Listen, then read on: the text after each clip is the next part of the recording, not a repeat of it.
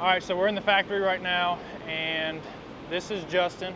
Some of y'all probably know him from either TikTok, the Gram, or if you go to any of the shows, he's the long-haired dude that you see on all the banners and stuff. He also has 2 badass dogs. You know, the dogs are cool, but this is where my true passion lies, right here. Kayaks, baby, I love it. All right, so he's gonna give us a walkthrough of kind of the back end of how these boats are built. So, Justin? Right now, we're at one of our ovens, one of 4 ovens. This is a rock and roll style oven where we mold all of our kayaks over 13 feet. So the XTR is over here. It's one of our bigger molds, so it does not fit on our traditional roto molding oven. And right now, this is the 2nd stage of the process. It's gonna be inside the oven for approximately 25 minutes. It gets up to 600 degrees. It's got about 5 minutes left on the cycle. It'll come off, go into our cooling station, and then we can demold and head over to assembly. So we have these really big trenches built. So this is going to allow the machine to rotate downward 45 degrees. And while also on the inside, the mold is rotating to give you that roto-molding effect just like you would on those larger ovens. You've got 3 different blowers on the back side of the oven to make sure the temperature is regulated on the inside. We're sitting at around 650 degrees.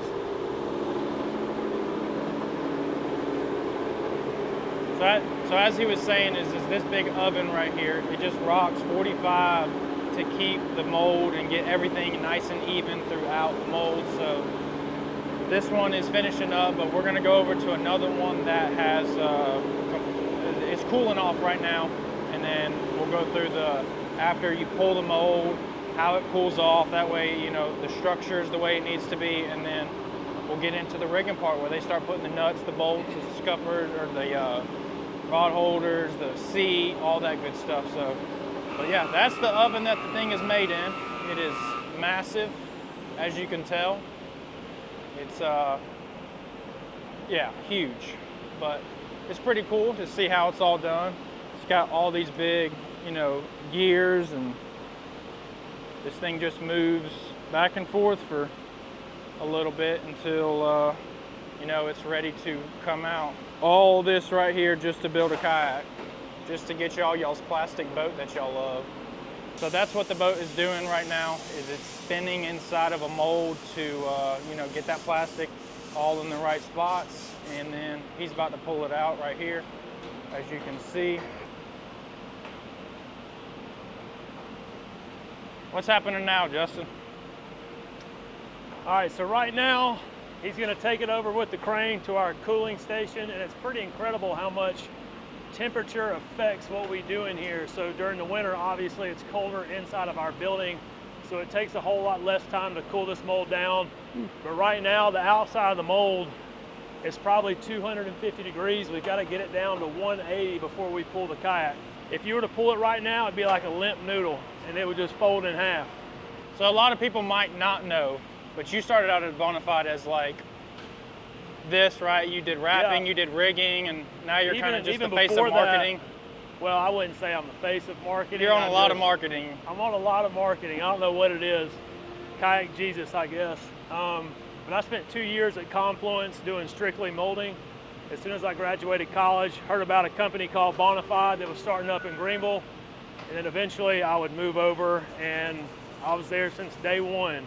And I was fortunate enough to move over to marketing and then make the journey up here to Big Adventures. So I've been doing this my entire career. So what's your actual job title at Bonafide? We don't know.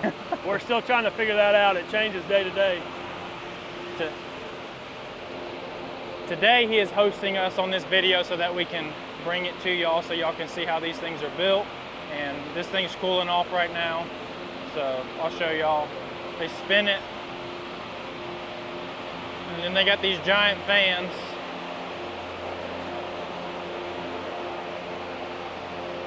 How long will it do that for?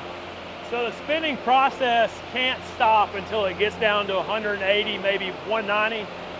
Because if it does stop, everything is gonna start falling and drooping. Gravity, it's gonna pull all that plastic down, so it has to harden up before we pull it out. This is gonna last maybe 20 to 25 minutes. The temperature over here is regulated by this laser. It's pointed directly to the surface of the mold. So it's gonna tell the operators once it hits 190, this is gonna stop and it's safe to pull. Before the kayak goes in the oven, we have to come over here and weigh out each color. So if you're running a camo color, a banded kayak, you have the exact pour amounts over here on this chart. Let's see, let's find an XTR camo. Oh gosh, I'm gonna have a brain aneurysm looking at this thing. All right, so here's a PWR camo brown, 25 pounds. Grab yourself a bucket. And then you grab yourself 25 pounds of brown. And this is how all of our powder comes in. It's a very fine mist. It's very soft. But we hold anywhere from 30 to 40 different colors here in our facility across all 4 brands. And each kayak has its own shot weight. So depending on how thick it needs, and the XTR is a little bit bigger of a kayak, it's gonna have a greater shot weight. This kayak actually might be so new it's not on our chart yet. Oh, here we go. 40 pounds of brown, 45 pounds of beige, 30 olive, 10 black. What's that equal? 85, 8, 9, 10, It's 11, Monday after 115, the Super Bowl, so don't blame me. 125. How'd I do? That's pretty good, huh? 125 pound shot weight. I think total weight fully rigged is around 150 to 160. That's after you add the seat. And That's after you add the seat. You hatches. might want to fact check me on that one. All the hardware. It's Monday after Super Bowl. We won't hold you to it. Misinformation. We won't hold you It's to it. always lower when I say it, so always check the website. Yeah, this boat's so new. They just had to pencil her in. There you go, 125 pounds. This kayak is getting no rest. As soon as we got the mold in, it's been up ever since, and we're trying to keep up with all the orders that are coming through, which is a good thing. All right, so this is the next step. Once the mold gets down to the appropriate temperature, then we can come through and pressurize the mold. So he's actually gonna hook up that air. It's gonna spin for a little while longer. We probably have 5 minutes left in this stage over here. So what does the air do? So it's important to pressurize at this point just to keep the shape of the kayak. So that air is actually filling the inside of that aluminum mold and keeping the structure of the kayak. All right, guys, so we got a little special guest while it cools down. Y'all know this man. Y'all seen him before. All right, yep, I'm Hans Newts. Are you responsible for this baby? I guess so, yes. Yeah, this is it. The XTR 130 was hatched last year, and we're just kind of getting used to having it in the factory and making it work. I will not say that on camera. We definitely had a different idea in mind with this, but certainly it's been a good year, and it feels like it was a good timing for the market, good timing for everybody. So it's been a lot of fun getting it out on the water, and also like just seeing how everybody's buying them and rigging them out. It's been really, really, really cool. Cool. All right. What are those pins he's pulling? All right, with the XTR as complex as it is, Hans over here, he decided to put 80 inserts. Well, there's not 80, but you get the point. So right now that the kayak is cool enough, he's pulling all of the pins that are connected to the brass inserts on the inside of the kayak. And all those inserts, so right here, you've got the, the typical 4-bolt pattern for your power pole or your Newport, your Torpedo, whatever. But all those are bolted in inserts. Right now he's pulling out all of the scuppers. And a lot of people are like, why would you intentionally put holes in a kayak? Well, check out how large that deck is. You need that structure. All of these scuppers are creating structure within inside of the kayak. So if we didn't have those, the two decks, the bottom half and the top half would collapse together.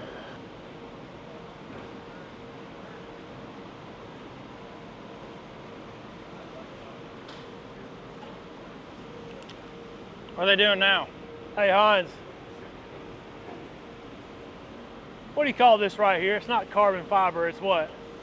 It's fiberglass. Fiberglass. Yeah, it's Thanks. fiberglass. I appreciate that. I knew there was a reason why you came out here. Not only do I make that, I actually make the trays. It is the most exciting part of my job is having to cut fiberglass. When he's got the full white suit on, the mask, it's a bad day for Hans if he comes out and he's wearing that mask. I know he's pissed. Like I am so don't angry. even talk to him. The day that we make that is the most angry I ever get. I look like I'm cooking mad. You But you have to have that. That's well, you could say this about any of the processes, but this might be the most important one. It is. Yeah. Why is Because that? you don't think about it, but it still needs to keep its structure once it comes off this mold because it's still hot. So if you set it down on a traditional kind of kayak stand, it will kind of deform over time. So you want to have, this is an exact cut of the bottom of the kayak. And it's going to make sure that everything forms properly whenever the assemblers come on here and put all the tracks and stuff on. How long has it got to sit on that?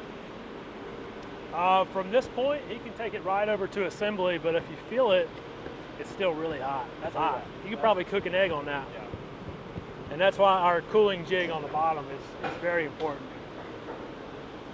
But right now is when you cut out all of these, so the power link plates, the access hatch in the back, while it's still hot, you can take a blade to it and it cuts like butter. So that's going to be the next step in our process. Hey, your work's done. You just get to hang out for the next year until you got to build the next one. See, that's how we all think of it. It's like, dude, you're done. Like, You have no idea how many got a hours whole I worked year. just this weekend alone for what's coming. Something's new coming? Is this an official Bonafide announcement? Something's always coming. Oh. Any It's hints? just a matter of like when. Any hints of what? Oh no, I can't say. But yes, Nothing. Big boat, small boat. It's a boat. yeah. I tried to squeeze it out of him, so I guess we will just have to wait and find out. What's that fancy hoodookie right there? So all of our kayaks, they kind of cool differently. So we have these foam blocks to make sure we keep the structure, just like the cooling jig on the bottom. These foam blocks are going to keep this hatch nice and high and keep it from sagging down. That's soft.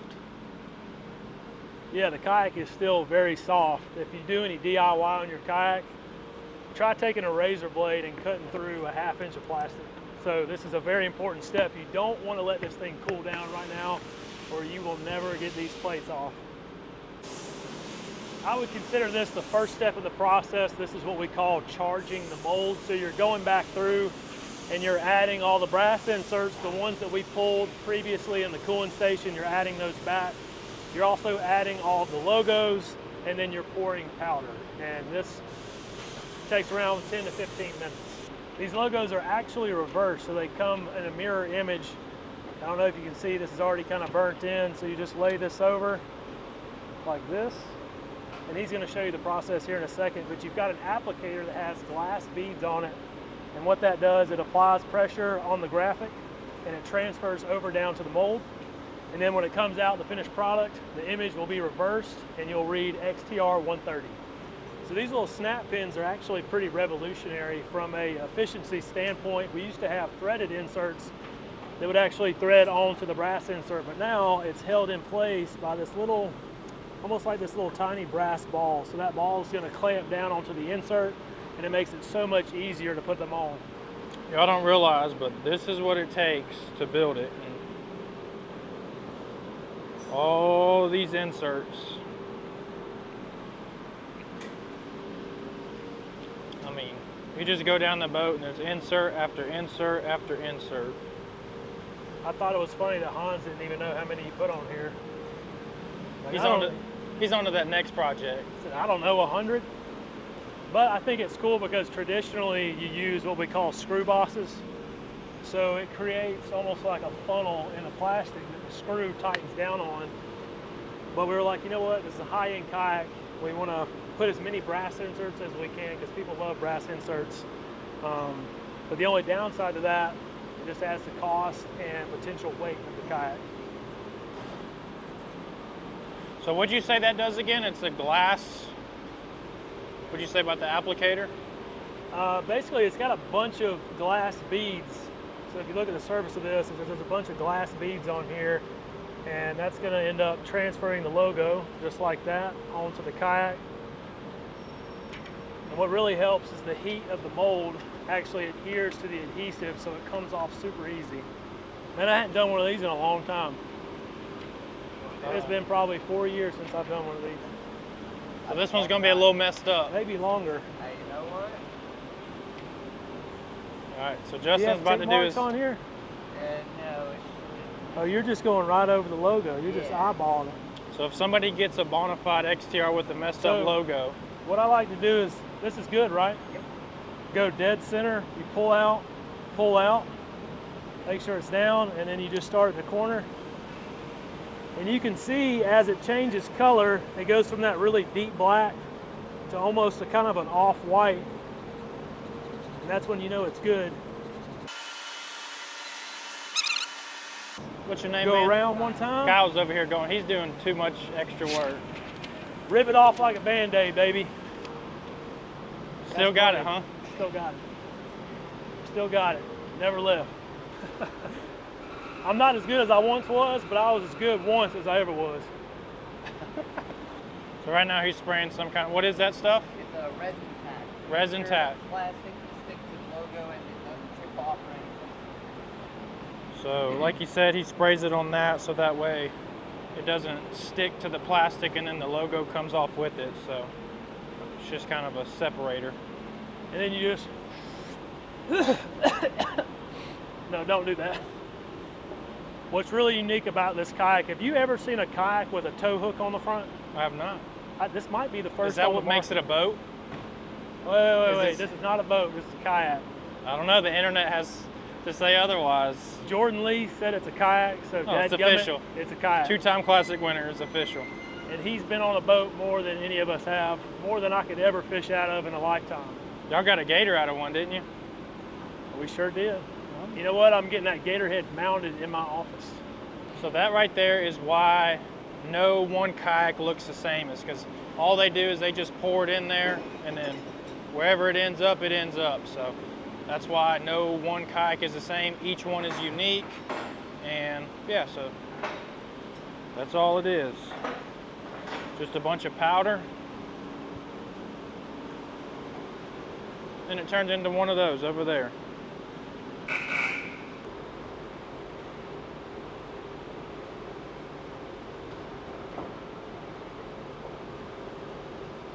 Go lock them down. You gotta be quicker than that.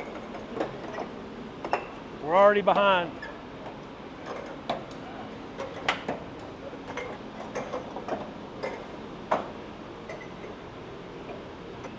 So one of y'all out there is going to get a boat that I locked down for you. So Take it back. Discount, yeah. 30%. So it's got a messed up logo from Justin and I locked it down. So sorry to whoever gets this warranty hole. We'll sell it as a blim in our store. How about Yeah. that? A pro staffer will get it for a blim. So those are the scupper plugs that they were talking about that they put in. That's the scuppers that they screw in for each one. And that puts a hole in the boat.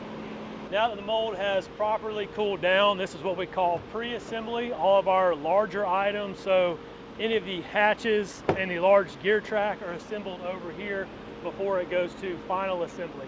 Then over here at final assembly, how's it like filming your dad? Is he like a one take, just No, crushes it never. every time? Superman don't actually fly. Okay, all right. Now we're over here in final assembly, so all of our deck traction pads are put on, any of the smaller parts are put on, and then we also add the seat before it's wrapped up. It goes back to shipping into one of your doors. That's pretty much gonna do it. Thanks to Justin for showing us how it's done. He ain't looking. Justin, appreciate you. No, thank you, I So, appreciate you. Yeah, so that's pretty much how the XTR is built. They're gonna do that last one. Like he said, after they do the pads, the seat, all that stuff, it goes to the back, gets wrapped and goes to one of y'all. So y'all let us know if you got any extra comments on, did we miss something? Do you wanna know how something works? We'll get in the comment section and help y'all out. So appreciate y'all watching.